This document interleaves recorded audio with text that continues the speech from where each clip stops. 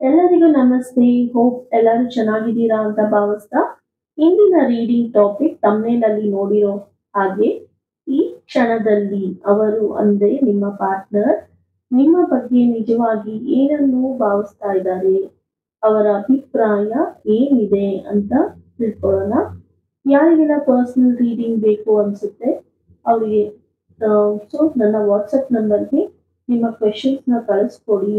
So ನಾನು reading ಮಾಡಿ ನಿಮಗೆ ರೆಸ್ಪಾನ್ಸ್ ಮಾಡ್ತೀನಿ. ಬಟ್ ಯಾವುದೇ ರೀತಿ ನೀವು ಇಮಿಡಿಯೇಟ್ ರೆಸ್ಪಾನ್ಸ್ಗೆ ಅಪೇಕ್ಷೆ ಪಡಬೇಡಿ.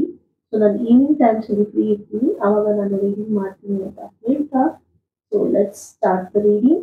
ಇಲ್ಲಿ ನಾನು 3 ಕಾರ್ಡ್ಸ್ನ ಪಿಕ್ ಮಾಡ್ತಾ ಇದ್ದೀನಿ ಇವತ್ತು. ಸೊ ಇದು ಒಂದು ನಿಮ್ಮ ಪಾರ್ಟ್ನರ್ನ ಕರೆಂಟ್ ಸಿಚುವೇಶನ್ ಆಗಿರುತ್ತೆ. ಸೊ ಇಲ್ಲಿ ನೀವು ಯಾರೆಲ್ಲ ಕಾಂಟ್ಯಾಕ್ಟ್ ಅಲ್ಲಿ ಇರ್ಬೋದು, ಕಾಂಟ್ಯಾಕ್ಟ್ ಅಲ್ಲಿ ಇಲ್ಲದೆ ಇರ್ಬೋದು, ಜೊತೆಲಿ ಇದ್ರೂ ಅವರ ಮನಸ್ಥಿತಿ ಏನಿದೆ ನಿಮ್ಮ ಬಗ್ಗೆ ಅಂತ ತಿಳ್ಕೊಳ್ಳೋಣ. ಸೊ ನಿಮ್ಮ ಪಾರ್ಟ್ನರ್ನ ಕರೆಂಟ್ ಫೀಲಿಂಗ್ ಏನಿದೆ ಅಂದ್ರೆ ನಿಮ್ಮ ಬಗ್ಗೆ ನಿಮ್ಮನ್ನ ಕಿಂಗ್ ಅವ್ರ ಕ್ವೀನ್ ತರ ನೋಡ್ತಾರೆ. ನೋಡಿ, ಫಸ್ಟ್ ಕಾರ್ಡ್ ಇಲ್ಲಿ ಲವರ್ಸ್ ಕಾರ್ಡ್ ಬಂದಿದೆ. ಸೊ ಈ ರೀಡಿಂಗ್ ಅಲ್ಲಿ ಲವರ್ಸ್ ಕಾರ್ಡ್ ಏನ್ ಹೇಳುತ್ತೆ ಅಂದ್ರೆ ಸೊ ಒಂದು ಡೀಪ್ ಎಮೋಷನಲ್ ಕನೆಕ್ಷನ್ ಇದೆ ನಿಮ್ಮ ಇಬ್ಬರ ಮಧ್ಯೆ. ನಿಮಗೆ ಅವರು ತುಂಬಾನೇ ಅಟ್ರಾಕ್ಟ್ ಆಗಿದ್ದಾರೆ, ನೀವು ಅವ್ರನ್ನ ಅಟ್ರಾಕ್ಟ್ ಆಗಿದ್ದೀರಾ. ಸೊ ಇಲ್ಲಿ ವೈಸ್ ವರ್ಸ ನಿಮ್ಮ ಇಬ್ಬರ ಬಾಂಡೇಜ್ ತುಂಬಾನೇ ಸ್ಟ್ರಾಂಗ್ ಆಗಿದೆ, ಒಂದು ಅದ್ಭುತವಾದ ಬಾಂಡೇಜ್ ಅಂತಾನೆ ಹೇಳ್ಬೋದು. ಸೊ ನಿಮ್ಮ ಪ್ರೀತಿಯನ್ನ ರಿಲೇಶನ್ಶಿಪ್ನ ತುಂಬಾ ರೆಸ್ಪೆಕ್ಟ್ ಕೊಡ್ತಾರೆ, ಅವರು ಅಷ್ಟೇ ರೆಸ್ಪೆಕ್ಟ್ ಕೊಡ್ತಾರೆ, ನೀವು ರೆಸ್ಪೆಕ್ಟ್ ಕೊಡ್ತೀರಾ. ಸೊ ನಿಮ್ಮಿಬ್ಬರ ಪಾರ್ಟ್ನರ್ಶಿಪ್ ತುಂಬಾನೇ ಚೆನ್ನಾಗಿದೆ. ಈ ಒಂದು ಕನೆಕ್ಷನ್ ಅಲ್ಲಿ ಅವರು ಜಸ್ಟ್ ನಿಮ್ಮ ಪಾರ್ಟ್ನರ್ ಅನ್ನ ಒಂದು ಸೋಲ್ಮೇಟ್ ಕನೆಕ್ಷನ್ ಅಂತಾನೆ ಹೇಳ್ಬೋದು. ಅಷ್ಟು ಅಂತ ಒಳ್ಳೆ ಹೊಂದಾಣಿಕೆ ಇದೆ, ಒಂದು ಅಂಡರ್ಸ್ಟ್ಯಾಂಡಿಂಗ್ ಇದೆ ನಿಮ್ಮಿಬ್ಬರ ಬಗ್ಗೆ. ಅವರು ಸದ್ಯದ ಸಿಚುಯೇಷನ್ ಅಲ್ಲಿ ಕಮಿಟ್ಮೆಂಟ್ ಬಗ್ಗೆ ಯೋಚನೆ ಮಾಡ್ತಾ ಇದ್ದಾರೆ. ಅವರ ಇವಾಗ ಕರೆಂಟ್ ಸಿಚುಯೇಷನ್, ಕರೆಂಟ್ ಫೀಲಿಂಗ್ ಅವರ ಮನಸ್ಸಲ್ಲಿ ಏನಿದೆ ಅಂದ್ರೆ ಸೊ ಇವಾಗ ಅವರು ನಿಮ್ಮ ಜೊತೆ ಒಂದು ಲಾಂಗ್ ಟರ್ಮ್ ಕಮಿಟ್ಮೆಂಟ್ಗೋಸ್ಕರ ಯೋಚನೆ ಮಾಡ್ತಾ ಇದ್ದಾರೆ.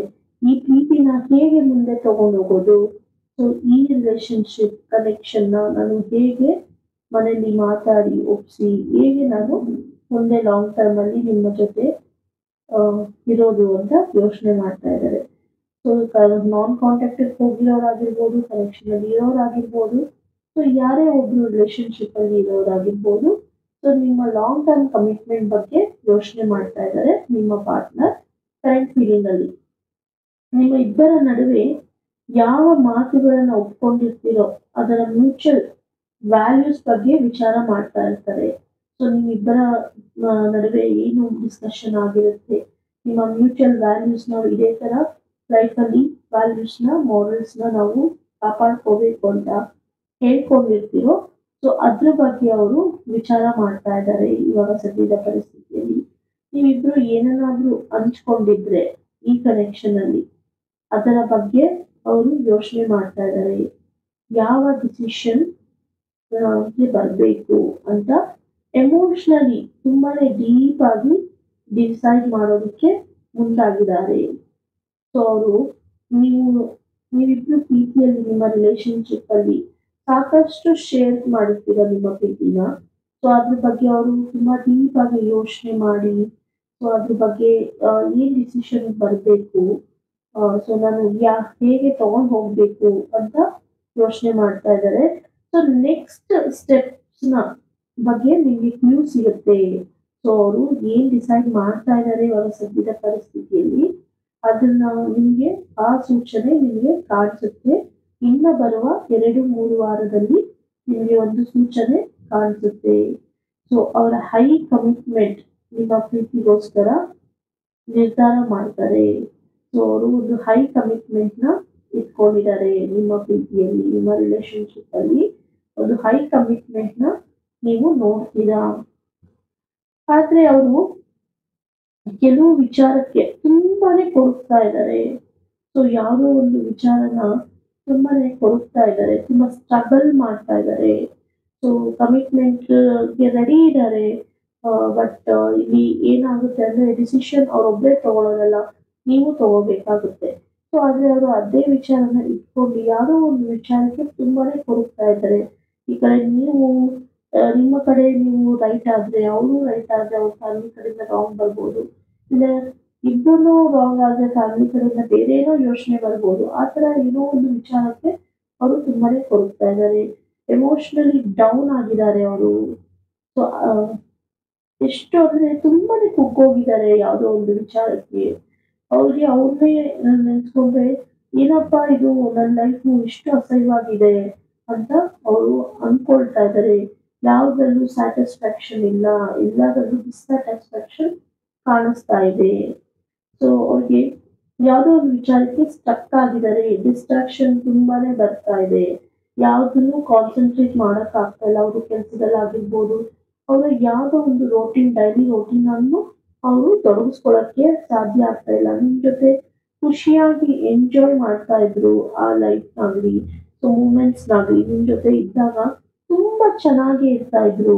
ಬಟ್ ಇವಾಗ ಅವ್ರಿಗೆ ಏನೋ ಒಂಥರ ಏನಾಗ್ತಾ ಇದೆ ಅಂತಾನೆ ಹೇಳೋದಕ್ಕಾಗಲ್ಲ. ಅಷ್ಟು ಡಿಪ್ರೆಷನ್ ಹೋಗಿರ್ತಾರೆ. ಯಾವ್ದ್ರಲ್ಲೂ ಇಂಟ್ರೆಸ್ಟ್ ಇರೋದಿಲ್ಲ. ಓವರ್ ಥಿಂಕ್ ಮಾಡ್ತಾರೆ. ಏನಾಗುತ್ತೋ ಹೇಗೋ ಹೆಂಗೆ ಅಂತ ತುಂಬಾನೇ ಯೋಚನೆ ಮಾಡ್ತಾ ಇರ್ತಾರೆ. ನಿಮ್ ಬಗ್ಗೆ ಜಾಸ್ತಿ ಯೋಚನೆ ಮಾಡ್ತಾರೆ. ಎಲ್ಲಿ ಮಿಸ್ ಮಾಡ್ಕೊಳ್ತಾರೆ ಅಂತ ತುಂಬಾ ಭಯ ಕಾಣಿಸ್ತಾ ಇದೆ ಅವ್ರಿಗೆ. ಅವರ ಲೈಫಲ್ಲಿ ಏನೇ ಇರ್ಲಿ ಅದ್ರ ಬಗ್ಗೆ ಅವ್ರಿಗೆ ವಿಚಾರ ಮಾಡಲ್ಲ. ಅವರಿಗೆ ತುಂಬಾನೇ ಸೆಲ್ಫ್ ಡೌಟ್ಸ್ ಬರ್ತಾ ಇದೆ ಈ ನಡುವೆ. ಎಲ್ಲಿ ನಿಮ್ಮನ್ನ ಕಳ್ಕೊಳ್ತೀನಿ, ಇಷ್ಟ ಇಲ್ದಿರೋ ಜೊತೆ ಲೈಫ್ ಲೀಡ್ ಮಾಡ್ಬಿಡ್ತೀನೋ ಅಂತ ಭಯಾನೂ ಕಾಣಿಸ್ತಾ ಇದೆ. ಅಥವಾ ಪರ್ಸನಲ್ ಇಶ್ಯೂಸ್ ಬಗ್ಗೆ ಕೊರಗ್ತಾ ಇದ್ದಾರೆ.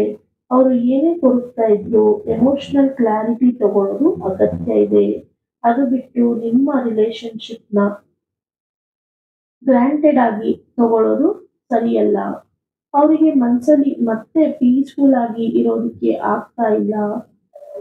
ಸುಮ್ಮನೆ ತುಂಬಾನೇ ಪರ್ಸನಲ್ ಕನ್ಸರ್ನ್ ಇದೆ ಅಂತ ಕಾಣಿಸ್ತಾ ಇದೆ.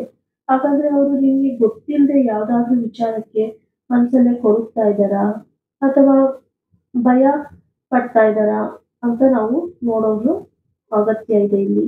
ಸೊ ಇಲ್ಲಿ ನೋಡಿ 4 ಆಫ್ ಕಪ್ಸ್ ಅಂತ ಸೆಕೆಂಡ್ ಏನ್ ಬಂದಿದೆ, ಇಲ್ಲಿ ಜಾಸ್ತಿ ಕನ್ಸರ್ನ್ ಅನ್ಕನ್ಸರ್ನ್ ಲವ್ ಅಂತ ಬರ್ತಾ ಇದೆ. ಅಂದ್ರೆ ಅವ್ರಿಗೆ ಯಾವುದೋ ಒಂದು ಗುಂಗಲ್ಲಿ ಯಾವುದೋ ಒಂದು ವಿಚಾರದಲ್ಲಿ ತುಂಬಾನೇ ಅವರು ಕಳೆದು ಹೋಗಿದ್ದಾರೆ. ಆದ್ರೆ ಅವರು ಕಳೆದೋಗಿರೋದಕ್ಕೆ ರೀಸನ್ ರಿಲೇಶನ್ಶಿಪ್ ಇಲ್ಲಾಂದ್ರೆ ಫ್ಯಾಮಿಲಿ ಇಶ್ಯೂಸಾ, ಫ್ಯಾಮಿಲಿ ಪ್ರೆಷರಾ, ಇಲ್ಲಾಂದ್ರೆ ನಿಮ್ಗೆ ಗೊತ್ತಿಲ್ದಿರೋ ಅಂತ ವಿಚಾರ ಏನಾದ್ರೂ ಇದ್ಯಾ ಅನ್ನೋದನ್ನು ನಾವು ನೋಡ್ಬೇಕಾಗುತ್ತೆ. ಸೊ ಅದ್ರ ಬಗ್ಗೆ ತಿಳ್ಕೊಬೇಕಾಗುತ್ತೆ. ಅವರಿಗೆ ಸದ್ಯಕ್ಕೆ ತುಂಬಾನೇ ಕನ್ಫ್ಯೂಷನ್ ಇದೆ, ಭಯ ಇದೆ, ಅಸಮಾಧಾನ, ಇಲ್ಯೂಷನ್ ಅಲ್ಲಿ ಇರ್ತಾರೆ, ಕಾಲ್ಪನಿಕ ಲೋಕದಲ್ಲಿ ಇರ್ತಾರೆ. ಓ ನನ್ಗೆ ಈ ತರ ಆಗ್ತಾ ಇದೆ, ಅಲ್ಲಿ ಏನು ನಡೆದೇ ಇರೋದಿಲ್ಲ. ಅಲ್ಲಿ ಏನು ಅಂತ ಲೈಕ್ ಏನೋ 9% ಆಗಿರುತ್ತೆ. ಸೊ 99% ಆಗಿರೋಷ್ಟು ಎಮೋಷನಲಿ ವೀಕ್ ಆಗಿದ್ದಾರೆ ಅಂತ ಆ ತರ ಯೋಚನೆ ಮಾಡ್ತಾ ಇದ್ದಾರೆ. ಬಟ್ ಅಲ್ಲಿ ಆಗಿರೋದೇ 1% ಏನೋ ಡ್ಯಾಮೇಜ್ ಆಗಿರುತ್ತೆ. ಅದಕ್ಕೆ ಅವ್ರು 99% ಅಷ್ಟು ನೋವು ಮಾಡ್ಕೊಳ್ತಾ ಇದ್ದಾರೆ. ಸೊ ಅದರಿಂದ ಅವ್ರಿಗೆ ತುಂಬಾನೇ ಭಯ ಕಾಣಿಸ್ತಾ ಇದೆ. ಭಯದಿಂದ ಅವರು ನಿಮ್ಮ ಹತ್ರ ಏನು ಶೇರ್ ಮಾಡ್ಕೊಳ್ಳೋಕೆ ರೆಡಿ ಇಲ್ಲ. ಮೇ ಬಿ ಅವರಿಗೆ ರಿಲೇಶನ್ಶಿಪ್ ಅಲ್ಲಿ ಇದ್ದಾಗ ಇದೇ ತರ ವಿಷಯಕ್ಕೆ ಮಿಸ್ಅಂಡರ್ಸ್ಟ್ಯಾಂಡಿಂಗ್ ಆಗಿರ್ಬೋದು, ಅಥವಾ ಇನ್ನು ಯಾವುದೋ ವಿಷಯಗಳು ನಿಮ್ಮಿಬ್ಬರ ಮಧ್ಯೆ ರಿಸಾಲ್ವ್ ಆಗಿಲ್ಲದೆ ಇರೋದು ಇದೆ.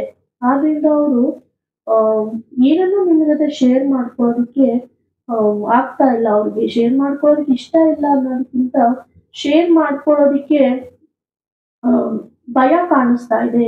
ನೀವು ಯಾವ ತರ ತಗೊಂತೀರಾ, ಯಾವ ತರ ಅದನ್ನ ರಿಸೀವ್ ಮಾಡ್ತೀರಾ ಅನ್ನೋದು ಅವ್ರಿಗೆ ಆತಂಕ ಇದೆ.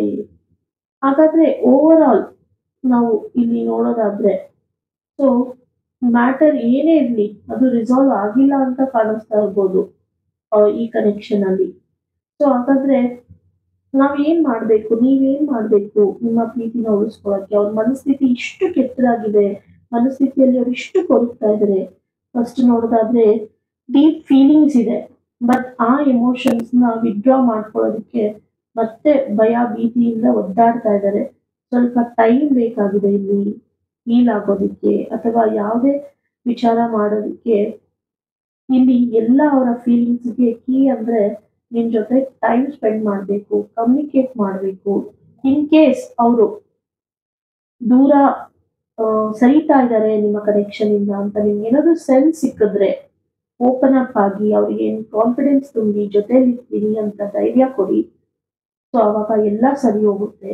ಏನಕ್ಕಂದ್ರೆ ಕೆಲವು ಸತಿ ರಿಲೇಶನ್ಶಿಪ್ ಅಲ್ಲಿ ಭಯದಿಂದಾನೇ ಅವರು ದೂರ ಸರಿದ್ಬಿಡ್ತಾರೆ. ಬೇಡಪ್ಪ, ನಮ್ಮ ಫ್ಯಾಮಿಲಿಯಲ್ಲಿ ಪ್ರೆಷರ್ ಜಾಸ್ತಿ ಆಗ್ತಾ ಇದೆ, ಎಲ್ಲೆಲ್ಲೋ ಹೋಗ್ತಾ ಇದೆ ವಿಚಾರ, ನನಗೆ ಇಷ್ಟು ರಿಸ್ಕ್ ಬೇಡ ಅಂತಾನು ದೂರ ಸರಿದು ಬಿಡ್ತಾರೆ ಕೆಲವರು.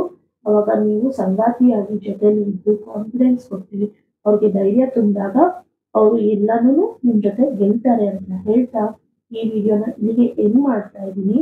ಸೊ ಹೋಪ್ ಎಲ್ಲರಿಗೂ ಇಷ್ಟ ಆಗುತ್ತೆ ಅಂತ ಭಾವಿಸ್ತೀನಿ. Thank you.